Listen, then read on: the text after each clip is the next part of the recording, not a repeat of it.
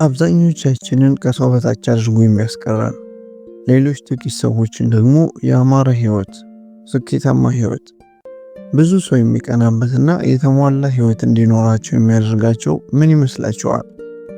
እድለኛ ስለሆኑ፣ የሀብታም ልጅ ስለሆኑ፣ ፈጣሪ ከኛ አብልጦ እነሱን በጣም ስለሚወዳቸው፣ ለእነዚህ ሁሉ ምክንያቶች ይመስላችኋል? ይህን ሁሉ ካሰባችሁ በጣም ተሳስታችኋል።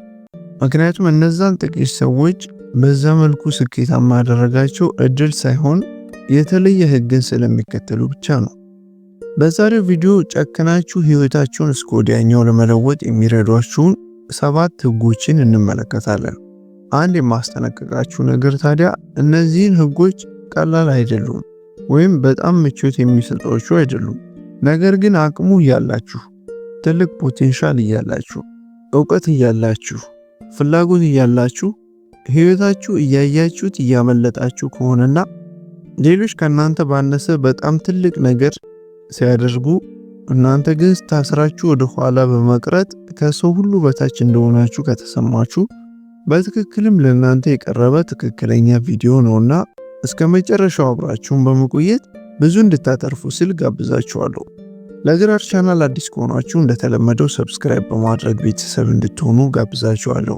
እንዲሁም ቪዲዮ ቫይራል እንዲሆን ደግሞ ላይክ እና ኮሜንት በማድረግ አብሮነታችሁን አሳዩን።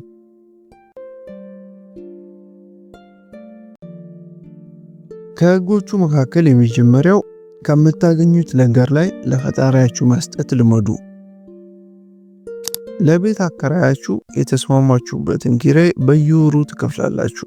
ቤታችሁ የራሳችሁ ከሆነ ደግሞ በየዓመቱ ለመንግስት ትገብራላችሁ። በቀጥታም ይሁን በተዘዋዋሪ መንግስት በሰላም ወጣችሁ እንድትገቡ ደህንነታችሁን ስለጠበቀና መሪያችሁ ስለሆነ በህይወት ስለኖራችሁ ትከፍሉታላችሁ። ነገር ግን በሰላምና በጤና ወጣችሁ እንድትገቡ ማሰብ እንድትችሉ ስራችሁን እየባረከ ከትንሽ ነገር አንስቶ ያላሰባችሁ ትልቅ ቦታ ላይ ለሚያደርሳችሁ አምላካችሁ ምን አድርጋችሁለት ታውቃላችሁ? ለዛ ነው ክርስቲያን ከሆናችሁ ካገኛችሁት ላይ አስራት በኩራት የማውጣት ግዴታ ያለባችሁ። ሙስሊም ከሆናችሁ ደግሞ ዘካ የማውጣት ግዴታ ያለባችሁ። ለዚያ ነው ካላችሁ ላይ ለፈጣሪያችሁ ማካፈል ኪሳራ አይደለም፣ ይልቅ ለሌላ ቅድስና እና ለሌላ በረከት ወደ ህይወታችሁ እንዲመጣ በሩን የምትከፍቱበት እድል ነው። ለፈጣሪ መስጠትን እንደ ኪሳራ መመልከት የለብንም። የፈጣሪ ዙፋን እንደ ቢዝነስ ሐሳብ አይደለም። ለምሳሌ እንደ ዓለም ህይወት ስንመለከተው ለሆነ ሰው 10% ብትሰጡ 90% እጃችሁ ላይ ይቀራል። ከፈጣሪ ጋር ግን በዛ መልኩ አይሰራም። 10% ለፈጣሪ መለገስ የቀረውን 90% አምላካችሁ ሱፐርናቹራል በሆነ መልኩ እንዲባረክላችሁ ያደርጋችኋል። ከለላ በማድረግ በአዳዲስ እድሎች በኩል ሰላምና ጤና እና ብር የማይገዛው ውድ ነገርን ወደ እናንተ በማምጣት ያሳምርላችኋል። ፈጣሪያችሁ ገንዘብ ያስፈልገኛልና ስጡኝ ብሎ አይጠይቃችሁም። ምክንያቱም ሁሉም ነገር ኦሬዲ እሱ ስለሆነ። እንድንሰጠው የሚፈልገው ግን እሱን ያስቀደምንባቸውን እያንዳንዱን የህይወት ኤሪያዎች ሊባርክልን ስለሚፈልግ ነው። ከጠባብ ጊዜያችሁ እንኳን ፈጣሪያችሁን የምታስቀድሙ ከሆነ ህይወታችሁን በግልጽነትና በሰላም ይሞላዋል። በውሳኔያችሁ ፈጣሪያችሁን የምታስቀድሙ ከሆነ ፈጣሪ እያንዳንዷን የምታልፏትን ደረጃ ጋይድ ያደርግላችኋል። በገንዘባችሁ ፈጣሪያችሁን ስታስቀድሙ ያላችሁን ነገር ያባዛላችኋል። በአጠቃላይ ፈጣሪያችሁን ያላካተታችሁበትን የህይወታችሁን ክፍል እንዲባርክላችሁ ልትጠይቁት አትችሉ። ህጉ ያን ያህል ቀላል ነው። ሁለተኛ ደግሞ ፍርሃታችሁን መጋፈጥ ጀምሩ። በቢሊዮን የሚቆጠሩ ሰዎችን መድረስ ከሚገባቸው ቦታ የጎተተ ወደ ኋላ የሚያስቀራቸው የማይታየው እስር ቤት ፍርሃታቸው ነው። ምክንያቱም እያንዳንዱ የምትፈልጉት ነገር ስኬታችሁ፣ በራስ መተማመናችሁ፣ ክብራችሁ፣ ነፃነታችሁ፣ ትልቅ ቦታ ላይ ለመድረስ ያላችሁ ከፍተኛ ፍላጎት፣ እነዚህ ሁሉ በፍርሃታችሁ ተሸሽገው ከኋላ የተደበቁ ነገሮች ናቸው። ሁሉም ሰው በዚህ ምድር ላይ የሚኖር ሰው ማለት ነው በአጠቃላይ ፍርሃት አለበት። ያለ ፍርሃት የተፈጠረ ሰውም የለም። ያ ፍርሃትም ጠላታችን አይደለም። ጠላት የሚሆነን ያ ፍርሃት እኛን የሚቆጣጠረን ከሆነ ብቻ ነው። አማራጩ እናንተው ነው። ወይ የፈራችሁ የማትፈልጉትን ህይወት ለጊዜው በምታገኙት ምቾት ተደላሎ መኖር፣ አሊያም ከፊታችሁ ያለውን ፍርሃት በመጋፈጥ ከምቾት ቀጠናችሁ በመውጣት ህይወታችሁን በጊዜ መስመር ማስያዝ። ያንን ነገር የምታጡት ከሆነ የምታጡትን ነገር አስቡ። በህይወታችሁ የሚጎልባችሁ ነገሮች አስቡ። ያንን ነገር በድፍረት ብታደርጉ ደግሞ የምታገኙአቸውን የተለዩ መሻሻሎችና የምታገኙትን ሽልማት አስቡት። ስኬታማነታችሁን ከዛ አንጻር እነዚህን ነገሮች ሚዛን ላይ አስቀምጣችሁ ስታወዳድሯቸው ያኔ መፍራት ታቆማላችሁ።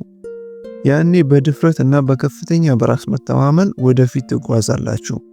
ምቾት ብቻ እየመረጣችሁ እድገትን ማሰብ የማይቻል ነገር ነው። ገና የተወለደ ሕፃን ልጅን ተመልከቱ እስቲ።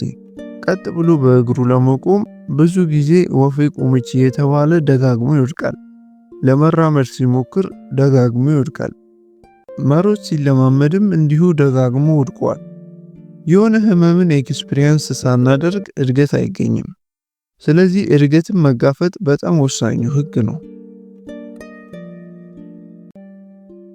ሶስተኛ ደግሞ ራሳችሁን ለማወቅ ጊዜ ወሰዱ። ራስን ማወቅ የሁሉም ነገር መጀመሪያ ነው። አንዳንድ ሰው ልክ ኮምፓሱ እንደጠፋበት ጀልባ ባህር ላይ የተንሳፈፈ መሄጃ እያጣ እየተወዛወዘ ይከርማል። አስቡት፣ ኮምፓሱ የጠፋበት ጀልባ ባህሩ ላይ ሲወዛወዝ ቢከርም የመዳረሻውን አቅጣጫ በሚገባ ማወቅ አይችልም። ህይወትም ልክ እንደዚያ ነው። መዳረሻውን፣ ዓላማውን፣ የመጨረሻ ግቡን የማያውቅ ሰው ሁሉም የመጣና የሄደ ሰው ሁሉ ወደ ትክክለኛ ቦታ የሚያደርስ ስለሚመስለው እንደዋዛ ወርቃማና ነገ መልሶ የማገኘው ውዱ ጊዜውን አብሮ ያባክናል። የሚያስደስታችሁ ነገር ምንድነው? በህይወታችሁ ማሳካት የምትፈልጉት ነገር ምንድነው? ምን መማር፣ ምን ማሻሻል፣ ምን ላይ ውጤታማ መሆን ትፈልጋላችሁ? ምን አይነት ትዳር ቢኖራችሁ ትመርጣላችሁ? ትዳር ላይ ካላችሁስ ምን አይነት ልጆችን ወደዚህ ዓለም ማምጣት ትፈልጋላችሁ? እነዚህን ሁሉ ለማግኘት ለራሳችሁ ጊዜ ወስዳችሁ በደንብ አስቡበት። በዘፈቀደ የምትኖሩበት ጊዜ ማብቃት አለበት። ዓለም ጥላን እየሄደች ነው። ብንችል ቀድመን መገኘት፣ ካልሆነ ግን እኩል መጓዝ እንጂ ወደ ኋላ መቅረት ተስፋ ከማስቆረጥ በላይ ነገ ላይ ትልቅ ጸጸት ይሆንባችኋል። አብዛኛው ጊዜያችሁን ሶሻል ሚዲያ ላይ በማባከን ታዲያ ራሳችሁን ልታውቁ አትችሉም። ወይም ሰዎችን በመጠየቅ ራሳችሁን ልታውቁ አትችሉም። ራሳችሁን በአጭር ጊዜ ለማወቅ እነዚህን 3 ነገሮች አድርጉ። አንደኛ፣ ዝም የምትሉበት ጊዜ ይኑራችሁ። ብቻችሁን ጊዜ ለማሳለፍ ሞክሩ እና በጥልቀት አስቡ። ያኔ ሁሉም ነገር ይገለጥላችኋል። ሁለተኛ፣ ሐሳባችሁን በጽሑፍ አስፍሩት። ራሳችሁን ከባባድ ጥያቄዎችን ጠይቁ እና መልሱንም በወረቀት ቁጭ አድርጉ። ሶስተኛ፣ መመልከት። ቻሌንጅ ሲገጥማችሁ እንዴት ነው ምላሽ የምትሰጡት? በደንብ ተመልከቱ። ስኬታማ ስትሆኑ፣ ውድቀት ሲገጥማችሁ፣ ገንዘብ እጃችሁ ላይ ሲኖር፣ ገንዘብ እጃችሁ ላይ ሲጠፋ ምን አይነት ምላሽ እንደምትሰጡ በደንብ ተመልከቱ። ይህን ገምግማችሁ በትክክል ካወቃችሁ ራሳችሁን ለማወቅ ትክክለኛ መንገድ ይሆንላችኋል። እያንዳንዱ ለእነዚህ ያላችሁ ምላሽ የፓወራችሁ አንድ አካል ነው። ራሳችሁን ለማወቅ ቆም ስትሉ ሁሉም ነገር ይቀየርላችኋል። ራሳችሁን ከሌሎች ጋር ማነጻጸር ታቆማላችሁ። ለራሳችሁ ምርጫ የሌሎችን ትኩረት እና ውሳኔ መፈለግ ታቆማላችሁ። በፍርሃታችሁና በጥርጣሬያችሁ ቁጥጥር ስር መውደቅ ታቆማላችሁ። ምክንያቱም አንድ ትልቅ ቁም ነገር ይገለጥላችኋል። ምን እንደሚያስደስታችሁ፣ ጥንካሬያችሁ ምን እንደሆነ፣ ድክመታችሁ ምን እንደሆነ። ዝቅ ብላችሁ ራሳችሁን ማዋረድ የሌሉባችሁ ነገሮች፣ እነዚህን ሁሉ ማግኘት ትችላላችሁ። አራተኛ ደግሞ ጓደኛ ስትመርጡ በብልሃት ይሁን። አንድ ተወዳጅ ምዕራባውያን አባባል አለ፣ ጓደኛህን አሳየኝ እኔም የወደፊት ህይወትን እተነብይልሃለሁ የሚል። ወደ ህይወታችሁ የሚመጣ ወዳጃችሁ ሁሉ ከናንተ ጋር ይቆያል ማለት አይደለም። አንዳንዱ ሊገነባችሁ፣ ሊያሳድጋችሁ እና ታላቅ ሊያደርጋችሁ ይመጣል። አንዳንዱ ደግሞ በድጋሚ ሌላ ሰው ማመን እስኪያቅታችሁ ልባችሁን ሰብሮ አይቀጡ ቅጣት ቀጥቷችሁ ይለያችኋል። በዙሪያችሁ ያሉ ሰዎች ተነሳሽነት ያላቸው፣ ለእድገት የሚጣጥሩ፣ ኃላፊነት የሚወስዱ፣ ዲሲፕሊን ያላቸው ከሆኑ በተፈጥሮ እናንተም ከፍ ብላችሁ ታድጋላችሁ። ምክንያቱም የሰው ልጅ በዙሪያው ያሉት ሰዎች ነጸብራቅ ነው።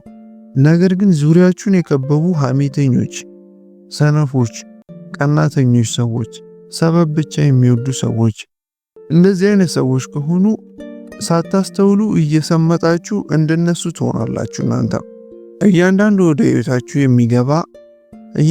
ወደ ህይወታችሁ እንዲገባ የምትፈቅዱለት ሰው ወይ የሆነ ነገር ህይወታችሁ ላይ ይጨምራል፣ አሊያም ከህይወታችሁ ወጣችሁ የሆነ ነገርን ይወስድባችኋል። ታዲያ ትክክለኛ ጓደኛ መምረጥ ትክክል ያልሆኑ ሰዎችንም ማሰናበት ይጨምራል። ይሄ መቼም በህይወታችሁ የምትወስዱት ከባድ ውሳኔ ሊሆን ይችላል፣ ግን ደግሞ ያላችሁ አንድ ህይወት ነች። በሚገባ ልትከላከሏትና ልትጠብቋት ይገባል። ያንንም የምታደርጉት በመጣላት፣ በመከራከር ወይም ራሳችሁን ከልክ በላይ በመግለጽ ሳይሆን እድገትን በመምረጥ ብቻ ነው። ያኔ ለእናንተ የሚሆኗችሁ ሰዎች አብረዋችሁ ማደግን ይመርጣሉ። የማይረቧችሁ ሰዎች ደግሞ ቀስ እያሉ በራሳቸው ተንሸራተው ይለያቸዋል። ምክንያቱም በዙሪያችሁ ያሉ ሰዎች ማለት ዕጣ ፈንታችሁን የሚወስኑ ናቸው። የወደፊት ህይወታችሁን በመከላከላችሁ ጥፋተኝነት እንዳይሰማችሁ። አምስተኛ ደግሞ ልታደርጉት ያሰባችሁትን ነገር በሙሉ ለሰዎች አትናገሩ። ህልማችሁ ወይም ማሳካት የምትፈልጉት ነገር የምትኖሩት ነገር እንጂ ሜዳ ላይ ተበትኖ የወፎች ምግብ የሚሆን ዘር መሆን የለበትም። የምትነግሯቸው ሰዎች በሙሉ በእውነትም እናንተን ለመርዳት በትኩረት ላይ ያዳምጧችሁ ይችላሉ። አንዳንዶች ሊዳኟችሁ፣ አንዳንዶች ስለሚቀኑባችሁ ከሰሙ በኋላ ተስፋ አስቆራጭ ነገሮችን ይደረድራሉ። አንዳንዶች በድብቅ ከእናንተ ጋር መፎካከርን ይገጥማሉ። ሐሳባችሁን ለፍርሃት፣ ለጥርጣሬና ለቅናት ታጋልጡታላችሁ። ለሰዎች ሁሉንም ነገር ባወራችሁ ቁጥር ያንን ነገር ለማሳካት ያላችሁ አቅም እየደከመ ይመጣል። ያ ሰው ህልማችሁን ለማሳካት የሚረዳችሁ ካልሆነ፣ ትልቅ ቦታ እንድትደርሱ ከልቡ የሚመኝላችሁ ካልሆነ፣ ለምን ህልማችሁን በመናገር ራሳችሁን ታደክማላችሁ?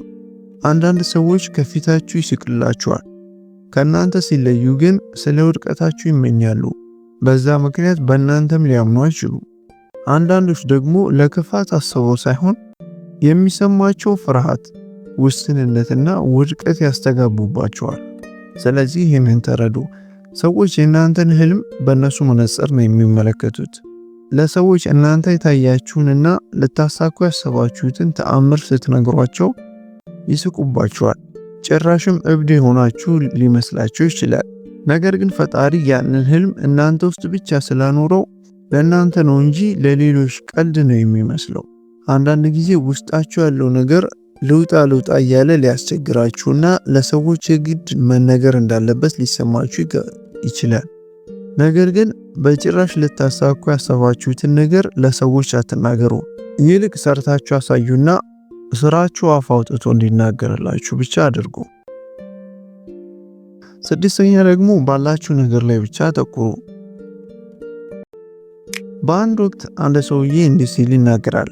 ልጅ እያለሁ አባቴ ጫማ እንዲገዛልኝ እያለቀስኩ ጨቀጭቀዋለሁ።